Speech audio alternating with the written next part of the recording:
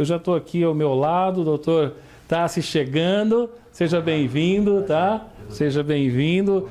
Tá? Comigo aqui também está a doutora Tami Caroline Oca, advogada, vai conversar com a gente hoje também.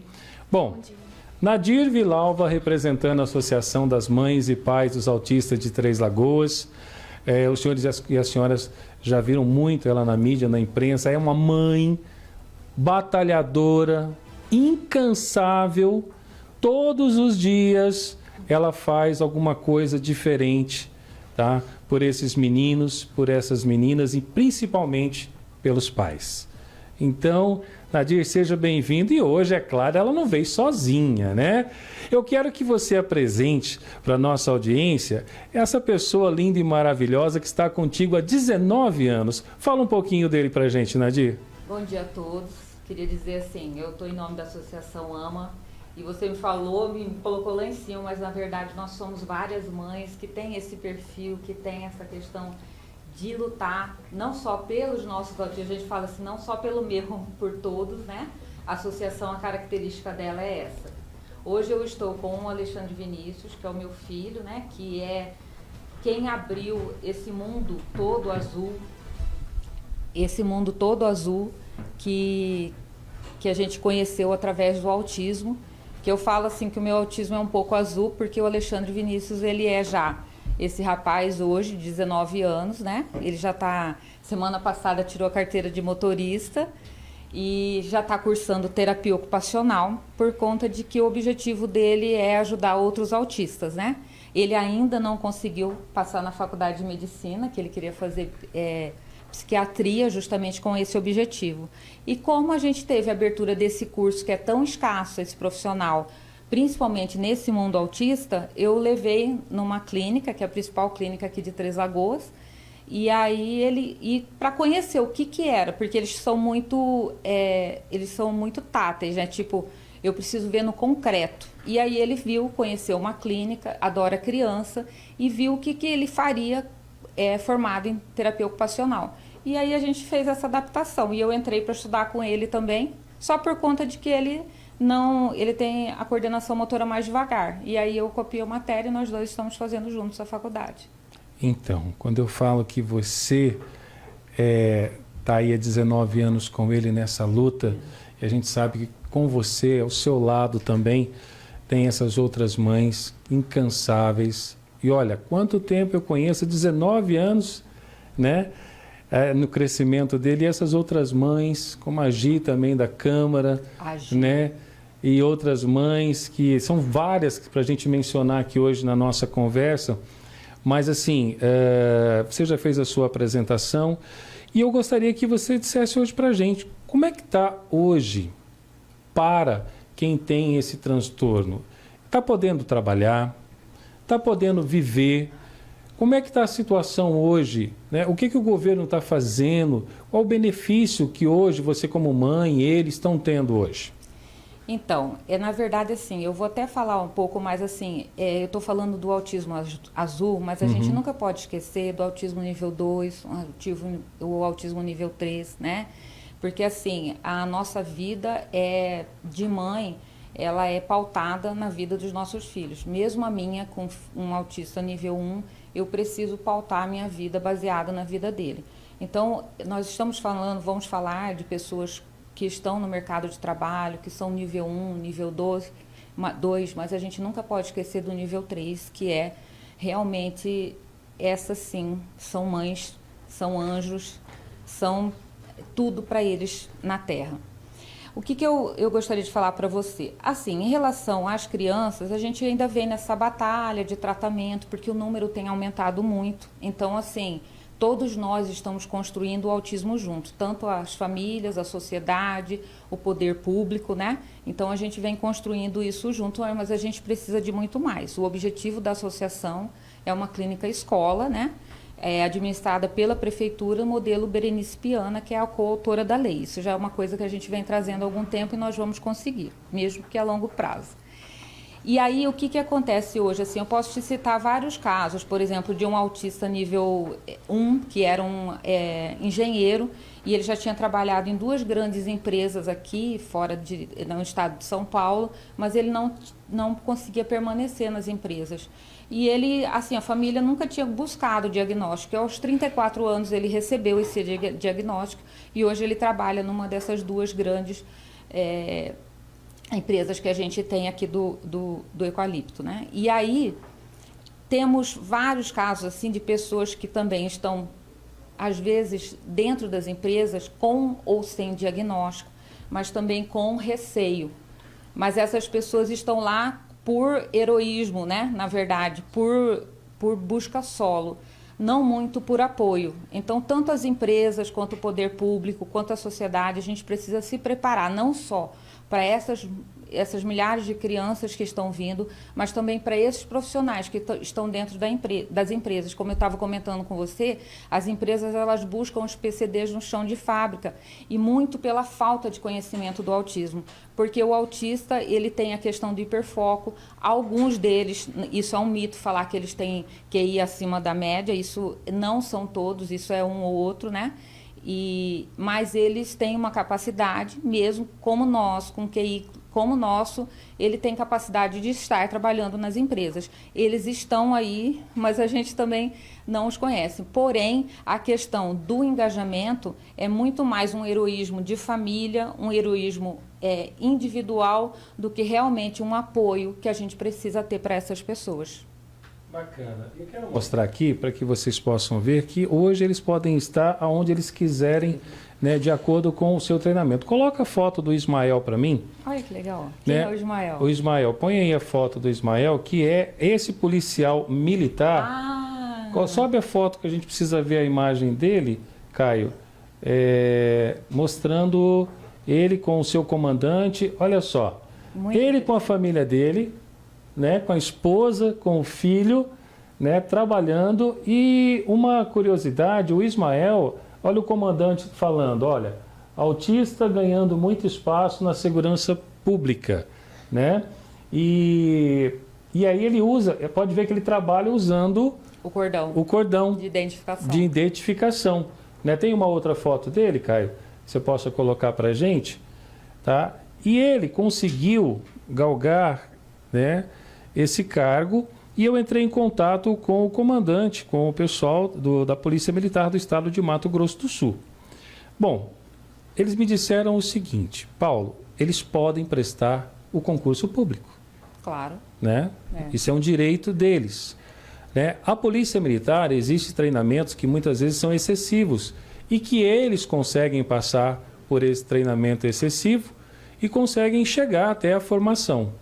E eu comentei sobre uma policial feminina do Distrito Federal que na semana passada ela foi exonerada. Porque ela não conseguiu passar pelo estresse do dia a dia dentro da viatura. Então, mas ela conseguiu chegar à formação como policial militar feminina, se destacando inclusive com as boas notas dentro da turma dela. Só que infelizmente ela não conseguiu dar sequência. A Polícia Militar, ela presta o concurso, segue, se ele conseguir passar por todas as fases ali, né, que diz respeito a psicotécnico e dentro da formação, está dentro. Se ele não conseguir ir para a rua, fica dentro do serviço administrativo, tá? Mas sempre usando o colar de identificação, mostrando, muitas vezes desarmado dentro da polícia, mas passou no concurso, é um funcionário público e tem sequência. Bom, eu estou aqui agora com 2 advogados, especialistas, e vão aí bater um papo com a gente agora, né, o doutor Tarci, e também aqui nós temos a doutora Tami. Bom, eles podem trabalhar, eles têm os mesmos direitos trabalhistas como uma pessoa comum. Bom dia. Bom dia. Bom dia. Podem responder, puxar o microfonezinho, isso. Tudo bem, Paulo. A princípio eu gostaria de agradecer a oportunidade. Há algum tempo eu não via a Nadir, nós já somos colegas de longa data. Nessa caminhada, eu também sou pai de uma criança, nós chamamos de Anjos Azuis, né? Autista.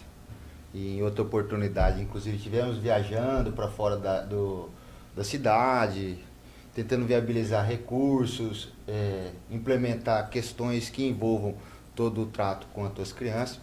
E realmente não é um assunto fácil de se tratar. Nós não podemos aqui romantizar, falar que são superdotados. Porém, quando falamos de autismo, não falamos de uma doença. É importante, antes de eu adentrar os fatos, eu especificar isso. Autismo é uma condição humana. Todos temos condições. E assim o autista também a detém. Ele tem uma condição e todo mundo é diferente um pouco um do outro, certo? E nós podemos estar dentro do espectro do autismo ou fora do espectro. É como se fosse uma faixa, por isso que nós denominamos 1, 2 ou 3. Eu não sou médico, eu sou advogado, mas a gente acaba estudando em paralelo todo esse assunto. Mas é pai e vive a realidade Vivemos dentro de casa, né? Inclusive, me inseri nesse meio por conta do Pedro, né? E eu sendo advogado, tendo todo o conhecimento, ainda assim não é fácil, Paulo. Eu tenho médicos que são meus clientes, médicos grandes, que ainda enfrentam dificuldade no tratamento. Como a Nadir mencionou, nós vemos enfrentando dificuldade contra o tratamento. Então, nós acabamos deixando o trabalho um pouco de lado e focando no tratamento. Para essas pessoas, eu gostaria até de mencionar, temos um juiz federal de Santa Catarina, Dr. Alexandre da Rosa. Alexandre da Rosa, você vê a coincidência. Inclusive, é muito conhecido no país. Aqui na cidade, até o meu conhecimento, nós temos uma única médica especialista que tinha integrado há pouco tempo, eu não vou me arriscar o nome nem a especialidade, que é autista também. Então, assim, nós... temos um juiz e uma médica. Aqui na cidade temos uma médica, especialista única no ramo. Mas esse juiz eu gostaria de destacar porque ele é muito relevante no país. Então, assim, nós não queremos aqui só trazer negatividade, queremos trazer uma porta de esperança também. Não é fácil, por isso que eu disse que eu não iria romantizar. Eu mesmo, como advogado, conhecedor, etc., enfrento questões delicadas com o Pedro de tratamento justamente pela escassez, Paulo. Mas nós temos acompanhado o município, ele vem, no último, parece que abriu o concurso, vem implementando à medida do possível, as situações são cabíveis ao poder público. Em paralelo ao terceiro setor, como a Nadir, eu já acompanhei há algum tempo, hoje me enveredo por outros lados, fizemos e ainda fazemos, de certo modo, nossa parte, né? A respeito da questão trabalhista. Há leis trabalhistas que viabilizam a contratação, inclusive reservam um número de vagas para pessoas que têm uma condição especial. E quando nós falamos de autismo, e eu comecei falando que nós não somos, a criança autista não é um deficiente. Então, existiu a lei Berenice Piana e veio outra lei acima dela e falou que o autista é equiparado a deficiente. Olha só, o autista não é deficiente, mas teve que vir uma lei para falar que ele tem os mesmos direitos de uma pessoa deficiente. Então, com base nessa lei, abrangiram-se os direitos dos autistas. A questão que envolve isso muitas das vezes não é como nós conseguimos esse direito, é quem vai prestar essa ajuda à pessoa. Sim. Porque aqui mesmo, se nós formos dar uma olhada, nós não temos uma faculdade de fonoaudiologia, certo? Acredito que a mais próxima que temos é em Andradina, salvo engano, se eu não estiver errado. Você vê que é inviável muitas das vezes. Quando abre turma é pouca, é um número restrito, de terapeutas também. Então, assim, é interessante essa questão, só fomentando aqui, é um âmbito que paga muito bem, eu digo isso para as pessoas, porque nós precisamos de interessados no ramo, que realmente tem uma aptidão, coração voltado para a causa, porque eu, como pai, enfrento essa escassez do tratamento, as mães enfrentam, médicos que estão no ramo enfrentam, toda pessoa, toda classe social enfrenta as mesmas questões, certo? A princípio, eu acho que eu dei consegui expor em panos altos as questões. Bom, então assim, existe uma escassez do profissional da área, então, para poder trabalhar, né, Nadir, para poder acompanhar, né, as pessoas que estão aí, né, que possuem esse transtorno, né? Sim, os principais profissionais como o Dr. Tássio falou, é o fonoaudiólogo, né? Mesmo que o autista fale, ele precisa trabalhar a comunicação. Que as deficiências do autismo, é muito importante falar isso, porque em todas as palestras que eu vou, eu pergunto, e mesmo as pessoas da educação, mesmo nós familiares, a gente tem conhecimento há pouco tempo. As deficiências do autismo são comportamental e sensorial. Aí eu pergunto, né, normalmente, o que é? É mental? Sabe, a gente faz essas perguntas e realmente a gente não tem esse conhecimento. E como ele falou, realmente a gente precisou que eles fossem classificados, porque realmente eles têm algumas deficiências. Porém, como todos nós, trabalhamos os nossos pontos fortes, valorizamos o que a gente tem de melhor e somos pessoas que não somos bons em tudo. Porém, a gente tem que valorizar no que a gente é bom. Os autistas também, né? Nadir, você como mãe, as escolas estão preparadas para recebê-los? Estou falando assim no âmbito geral, né? Na rede estadual, municipal, até mesmo as particulares. Não, eles estão desamparados, né? Os professores estão desamparados, eles estão sem conhecimento. Ontem mesmo eu estive numa escola onde uma professora, ela conseguiu o diagnóstico dela de autista, como agora já ela é profissional de AE e ela conseguiu porque ela se via naquelas crianças. Então ela buscou esse diagnóstico, né? Está buscando para a filha, inclusive. Só na nossa associação nós temos 3 mães doutoras, que são 2 doutoras da Universidade Federal e uma do IFMS. Elas foram diagnosticadas recentemente. Olha isso. Tem muita coisa. Nós temos um advogado, o Dr. Rabelati, que é pai de autista e que também tem o diagnóstico. E aí, às vezes, a gente precisa, como o Dr. Tássio falou, não só romantizar, mas a gente precisa também, essas pessoas que são nível 1, não esquecer os nível 3, que realmente assim são os que mais precisam de ajuda, porque como ele falou, não é pai e mãe só, é a família que tem autismo, porque a família, né, participa de tudo e muda a vida de toda a família. E aí o que acontece? A gente precisa fazer com que essas pessoas que podem estar entre nós, podem estar no mercado de trabalho, precisem ser valorizadas pelos conhecimentos que elas têm. Eu estava te comentando de um pai que assim tinha... normalmente, como é que fala? Os currículos deles estão... Porque os que têm hiperfoco em estudo, e normalmente eles trabalham no que eles têm hiperfoco, que é onde eles conseguem se inserir, eles têm um currículo grandioso, porque eles se aprofundam muito no assunto que eles gostam, né? Então... é isso que vem acontecendo. Mas é como eu te falei, são pessoas que lutaram individualmente, né? Até porque, assim, a gente não pode culpar ninguém. É como eu falei para você, as escolas não estão preparadas, não estão. Então, nós precisamos, nós como família, e a Secretaria de Educação tem até melhorado essa questão da abertura, que a gente precisa estar dentro das escolas. Nós precisamos construir o PEI junto com a escola, que é o plano do estudantil individual, para a gente ter metas a curto prazo, metas a longo prazo, para que esse aluno ele seja avaliado pela própria evolução.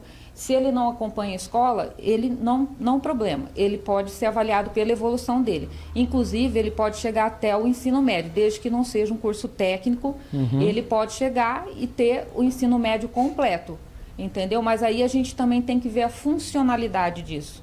E aí a gente tem que tornar esses autistas que não são talvez nível 1, que seja nível 2, nível 3, que com tratamento a gente consegue a evolução deles, de nível 3 para 2, de nível 2 para 1, assim como sem tratamento a gente consegue de 1 para 3, porque eu já vi também muito isso, e aí a gente consegue a evolução deles, consegue inserir no mercado de trabalho.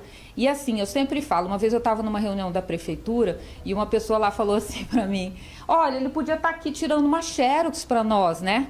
E aí eu falei, olha, eu não tenho problema com isso, mas assim, eu preciso explicar para você que ele pode ser o seu chefe, entendeu?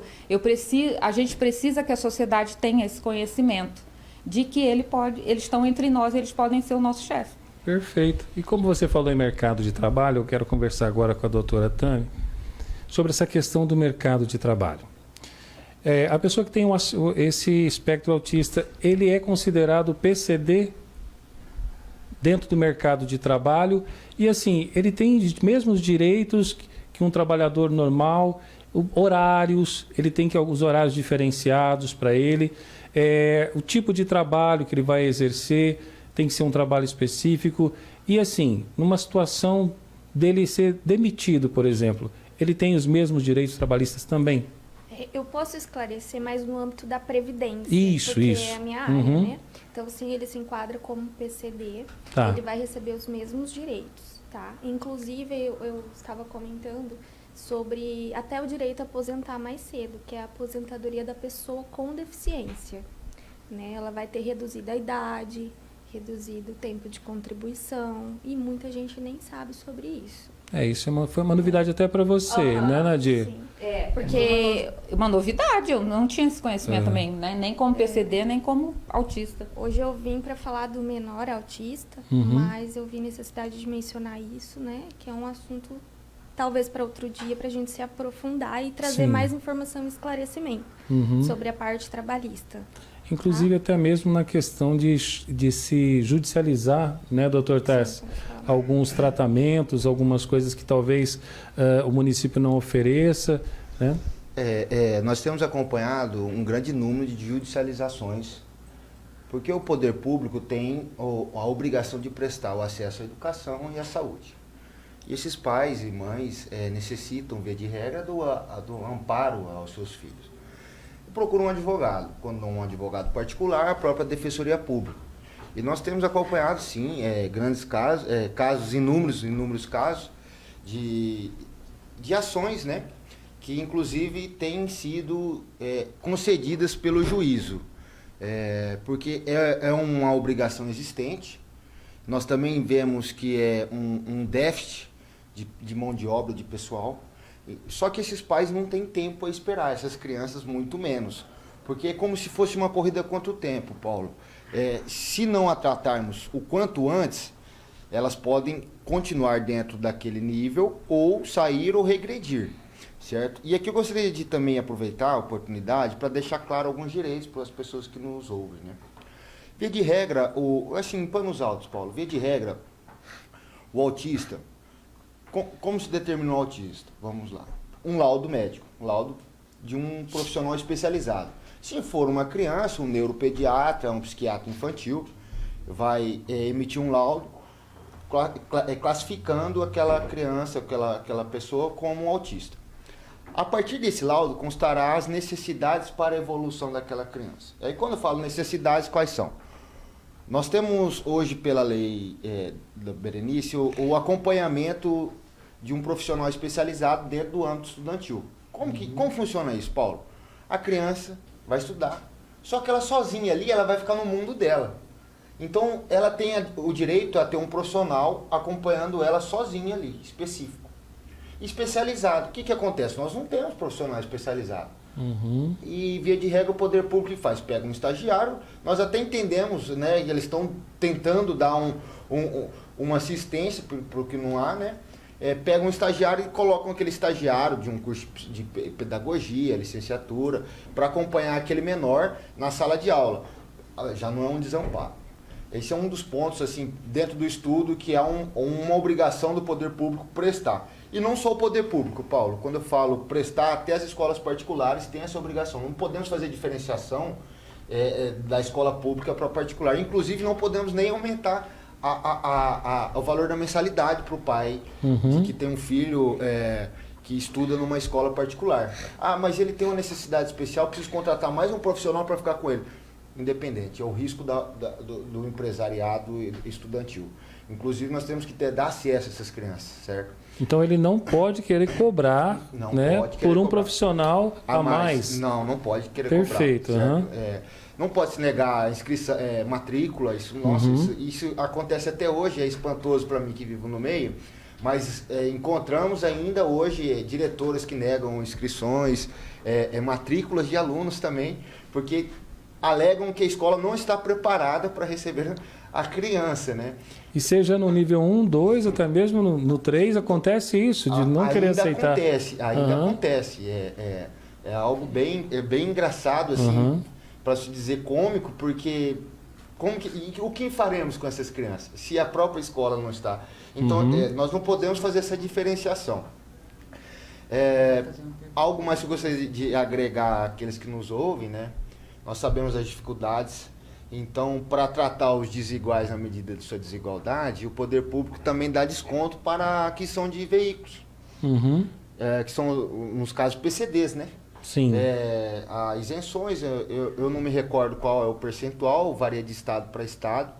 Aí há uma isenção também do IPI, né? Imposto sobre produtos industrializados e sobre o ICMS. E acaba sendo um desconto até razoável, que é uma maneira de se remediar, Paulo. Sim. Remediar essa ausência que o próprio poder passagens público... aéreas, passagens de ônibus, perfeito, também. Para os acompanhantes também. A própria passagem aérea, não só para o autista, para o acompanhante também. Bacana. Mas vamos segurar mais um pouquinho aqui. Eu vou para um rápido break comercial, porque daqui a pouco eu vou bater um papo com o nosso Alexandre Vinícius. Vamos conversar um pouquinho com ele aqui, por que não? Está conosco aqui no estúdio também e daqui a pouquinho a gente bate um papo. Eu quero agradecer essa grande audiência nesse programa de hoje, que a gente está tratando de um assunto que realmente está fazendo a diferença. E eu estou aqui com os profissionais, né, da advocacia, representando aqui também a OAB.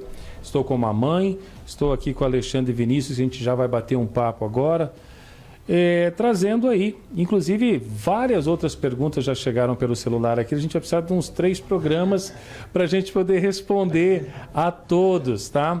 Mas olha, uma nota enviada pela AMA, pela nossa querida Gi, para os jornalistas, ela diz o seguinte: encaminho esta mensagem pois tem uma sugestão de pauta, porque essa semana o que acontece, gente? No dia 2 de abril, hoje é celebrado o Dia Mundial de Conscientização do Autismo, né?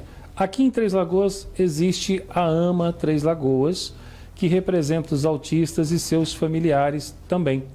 A entidade realiza sempre uma caminhada para reunir os seus representados e chamar a atenção para direitos dos indivíduos com transtorno do espectro autista, conhecido como TEA, e falar sobre a importância do diagnóstico, sobretudo o precoce, para garantir aí o desenvolvimento e a qualidade de vida. Em 2024, a caminhada será no dia 6 de abril, a partir das 8h30. Eu queria que a Nadir falasse um pouco mais para a gente dessa caminhada, mas eu também já gostaria de agradecer aqui a Neide, que hoje está aí, né, como presidente da AMA, a Nadir está aqui também, a Maiara Souza, e entre vocês representam a Gi, né, assessora de comunicação, vocês representam todas essas mães, aproximadamente quantas, Nadir?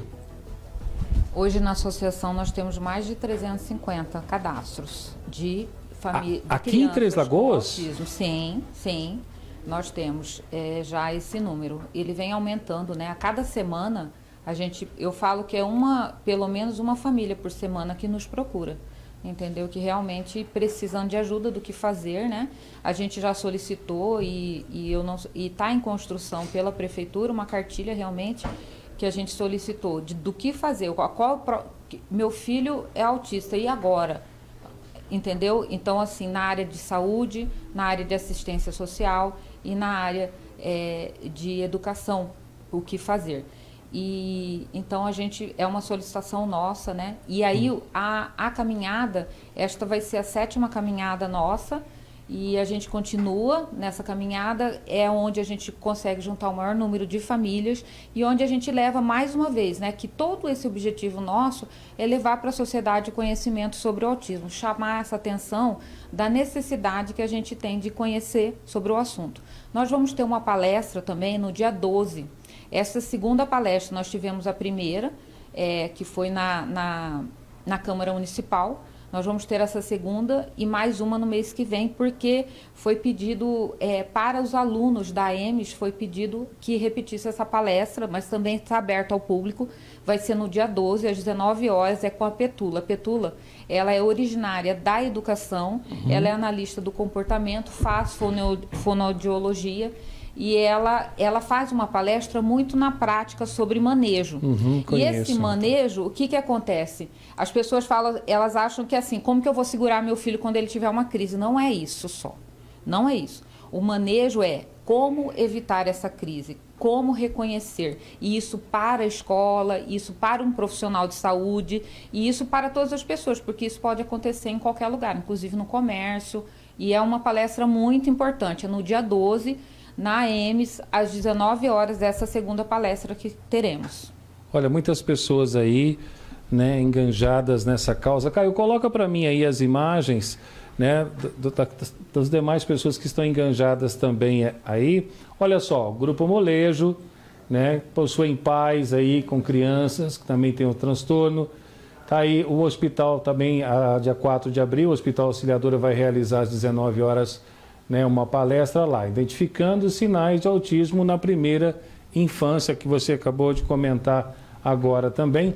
Tem mais uma, Caio. E o Corpo de Bombeiros do Estado de Mato Grosso do Sul também foi detectado muitos filhos agora de bombeiros militares.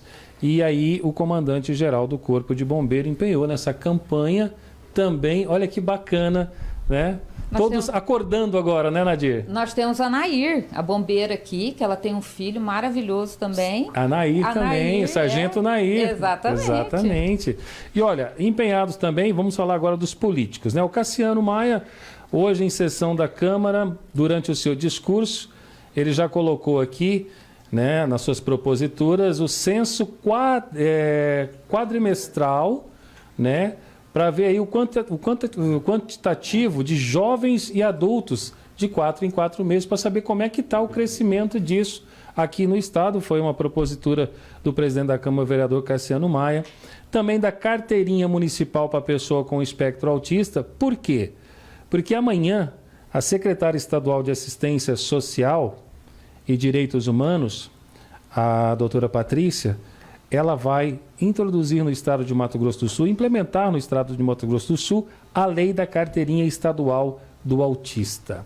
Como também já foi aprovado pela Assembleia na semana passada, o uso do cordão de girassol.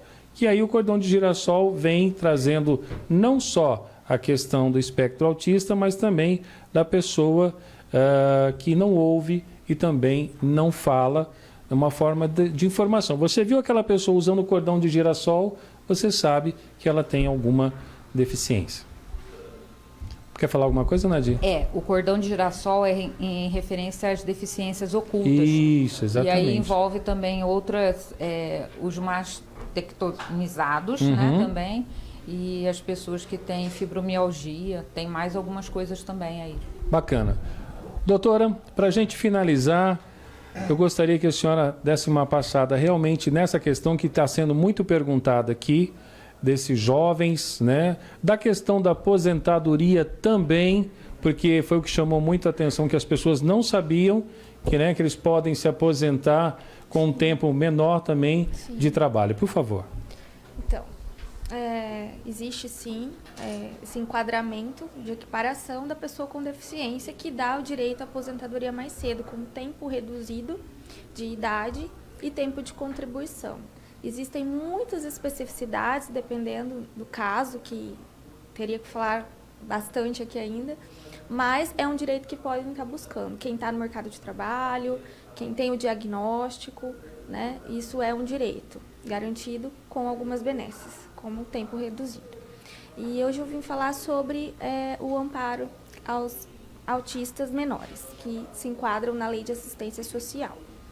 Bom, tem muitas dúvidas se o grau 1 se enquadra, né? Muitas pessoas pensam que apenas o grau 2 e 3 têm direito ao LOAS, e não é bem verdade, entendeu? O LOAS, ele se enquadra na assistência social e não na previdência, então independe de tempo de contribuição, de qualquer vínculo com o INSS, por isso os menores autistas se enquadram nisso, eles não precisam ter contribuído, são crianças. Então, apresentando o CID, o laudo médico, que é o diagnóstico do autismo, passando nessa perícia e no laudo social, que seria o requisito de miserabilidade. A gente costuma ter o parâmetro de dividir um salário mínimo por membros da família. Quantas pessoas moram na casa e divide por cabeça, vamos assim dizer. E não pode ultrapassar o requisito de 1/4 do salário mínimo por pessoa da casa. Esse requisito no INSS é um requisito taxativo, mas no judicial, né, nossa jurisprudência pátria, ela flexibiliza esse parâmetro financeiro de vulnerabilidade, certo? Então, no judiciário, muitas vezes a gente consegue reverter isso, demonstrando os gastos da família, as despesas. Então, não pode ser taxativo. O INSS é taxativo, porém, no judiciário a gente consegue mudar isso. Então, assim, eu quero levar essa informação para muitas famílias que têm um não, já tiveram um não, ou pensam, não vou atrás porque minha renda ultrapassa. Não, existem meios para a gente correr atrás ainda, porque é um benefício que ajuda muitas famílias, né? Muitas famílias mesmo. Bacana. Bom, a OAB está à disposição para esses tipos de casos também, para atender, né, doutora? Via de regra, a OAB ela tem um papel mais informativo, e aqui eu já vou deixar em aberto. Como eu faço parte da Comissão do Estado, a Nadir mencionou que pediu uma viabilização de uma carteira. O que eu faço? Eu tenho um filho autista, né? A OAB está montando, acredito que em pouco tempo vai estar disponível, e eu vou ver a viabilidade da gente repassar ela para vocês também, porque já é um indicativo. E ali nós vamos deixar disponível também na OAB, né? Se vocês procurarem a ordem, informações, esclarecimentos quanto ao tema também, tudo bem, sempre vão estar existindo, e a OAB está de portas abertas para esclarecer tudo que concerne ao tema, né, Paulo?